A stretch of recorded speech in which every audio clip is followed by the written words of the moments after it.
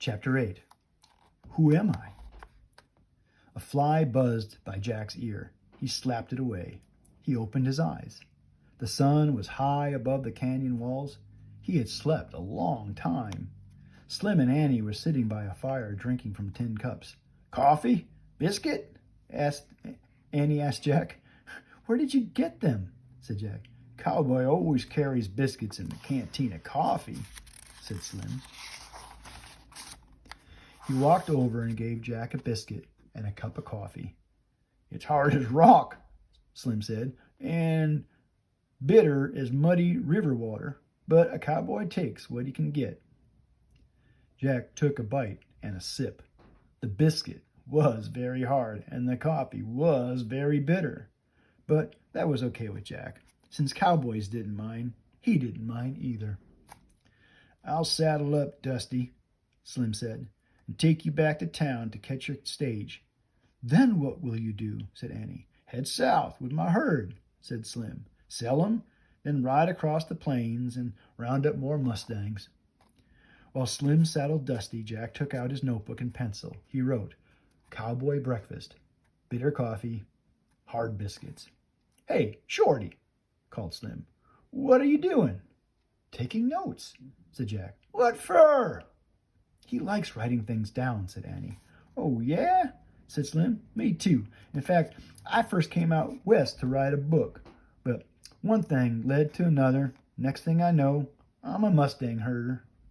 Slim, you should write your book, said Annie, and let the Mustangs go free. Think so? Said Slim. They looked at the grazing wild horse. I know so, said Annie. Yep, said Jack. Your book should be about the Wild West, Slim. Slim started staring at his herd. Maybe you're right, he said. I could settle in Laramie and right there. Wouldn't have to chase after rustlers anymore. Slim turned back to Jack and Annie. Yep, I think I'll be a writer. Let's go before I change my mind, he said. Yay, said Annie. I'll go tell them. She jumped up and ran to the Mustangs. Jack packed his backpack while Slim packed his saddlebags. Then Slim and Jack climbed onto Dusty. They rode over to Annie, who was stroking Sunset's neck.